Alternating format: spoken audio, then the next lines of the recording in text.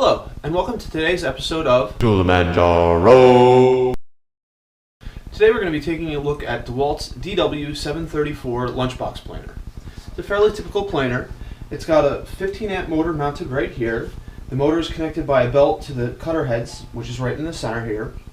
There's 4 steel posts, one at each corner, which let the cutter head raise and lower to give you your depth of cut. Up top here there's a crank that raises it and lowers it. On the crank, you can't see it from here, but there's a little card that tells you that a quarter turn is equal to a 64th, so a full turn is equal to a 16th. That lets you have very good depth control. Over here there's a scale that tells you exactly what thickness you're going for, so that if you want it to be 5/8 of an inch thick, you can read it right off this scale here. The only problem with this scale is that the arrow on here is a little bit far away from the scale itself, so as you come in and go back from the scale, it looks like it might be a slightly different size because of the distance from the arrow to the scale itself.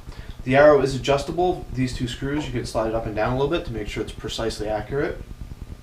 On the side over here, there's a gauge that will stop the planer at specific depths, a quarter, half, and 3/4, and that lets you make sure that you won't go too thin and that you'll exactly have the same depth cut every time. Some other things to note on the front of the planer: there's a locking mechanism up here that when you push it down, it locks the head in place, and this virtually eliminates snipe. I've been very happy with this planer.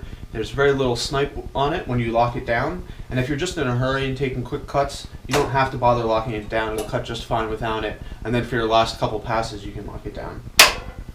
There's also some access right here to the brushes for the motor. This shows that Dewalt has thought that this motor is going to last a long time. They've made it very easy to change the brushes as they wear out. It is a universal motor, so you may have to do that eventually. There's also a reset button over here. If the motor were to jam or the belt were to get caught or break, the motor might overheat and you might need to reset it. So that's a nice feature too, to prevent the motor from just burning out if something bad were to happen. The switch is a basic paddle switch, which is very easy to operate. When you pull it back, it turns it on. You just smash it forward to turn it right off. Very easy to operate. If there's ever an emergency, it's very easy to hit it very quickly and turn it off, and you're not going to accidentally bump it and turn it on. In the front here, there's a thickness gauge that when you put the piece of wood in, this gauge will tell you how much material you're taking off. It's not particularly accurate, but it is a good way to get the cutter head to about the right spot so that it'll take off a reasonable amount of material. Then you can make your first pass and then use the gauge up here to take off whatever amount you want for subsequent passes. The infeed and outfeed tables are both made of stamped steel. They fold up for easy storage, and there's 2 bolts here that will allow you to adjust the final height of the table so that it's perfectly level with this inner table so that there's no snipe when you go through. The top and bottom of the planer are made of cast aluminum. That's an effort to try to keep some of the weight down. This planer does weigh about 80 pounds, which means that while you can move it around if you need to, it is a bit of a bear to lift, and it'd be good if you had 2 people when you needed to do that. I've got mine mounted on a swing on the end of the table, so that when I need to put it away, I just swing it down and fold it underneath my workbench. It makes it a lot easier to get to and get out when I need it. The planer has a capacity of 12.5 inches this way and 6 inches vertically. The 6 inches is not overly useful. Most of the time you're only going to be doing a board that's an inch, 3/4 of an inch thick. If you want to do a 2x4 or something like that, it can be useful though. The 12.5 inches is pretty typical for lunchbox planers. Some of them will be 13 inch. That extra ½ inch doesn't really get you very much. My biggest complaint about this joiner is that it's really noisy. It's got a universal motor in here and it makes a real racket. So I've got my decibel meter here. I'll fire it up by itself without the dust collection and take a little 30-second pass off this board, and you can see just how much of a racket it makes.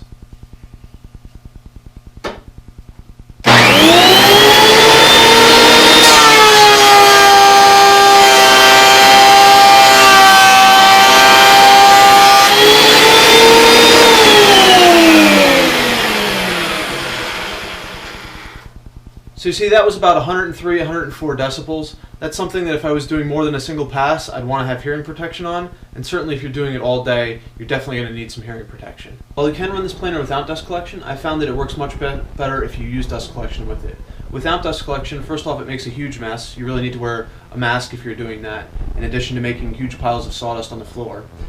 Without the dust collection hooked up, the sawdust gets caught underneath the roller as it's being pulled through and will mar the finish a little bit. It's not a big deal, you can take it out with a piece of sandpaper, but you do get a better finish with the dust collection on. Now let's take a trip through the planer. I'll fire up my dust collection so you can see how well that works, and you can see what's going on underneath the cutter head here.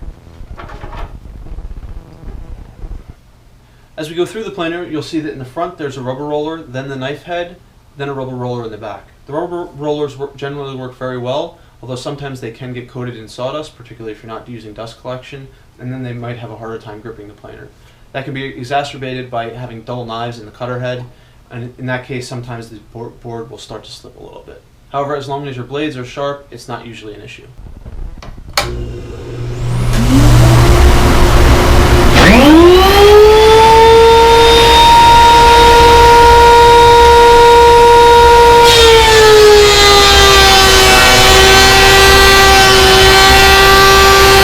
As Dewalt clearly indicates, it's got a 3-knife cutter head. That leaves the boards with a really nice finish, as long as the knives are sharp. So the knives in here are high-speed steel, they're not carbide, and they're not resharpenable. You can flip them over to get another cutting edge, and because they're not resharpenable, they always go into the same exact position, so they're really easy to change. A new set of knives costs about $50, and because of the popularity of this planer, they're pretty widely available. You can get them on Amazon, they have them at Home Depot or Lowe's. On the back side here, the first thing that you'll notice on the back side here is that there's 2 tools. There's this nice little wrench here for changing this adjustment of the infeed and the outfeed tables, and there's also this Allen key here, which not only is used for removing this shroud, which lets you get access to the blades to change them, but then when you do change the blades, this fits all the screws that hold the blade in place, and on the other side here, there's a bunch of magnets that will hold the blade so you don't have to touch it with your hands. That's really important. The blades are really long and sharp, and they'd be very easy to cut yourself with. With this, you can just pop it in right like that, pull it out, you never have to touch the blade. I really like that Dewalt has taken the time to include the tools on this nice little caddy here. It means that the tools are always with the planer, you're never going to lose them, have to go find them when it's time to change a blade, nothing like that, they're always right here. The next thing that you'll see back here is this dust collection hood. So I've got mine hooked up with a 4-inch flexible pipe on the end here. If I just take that off, then this just unhooks just like that and can come off if you don't have dust collection. Without it, the chips will just fly out right here, and they mostly go far enough away, although like I said, some of them do get sucked in and get mashed into the wood. I like that this just clips right back on here.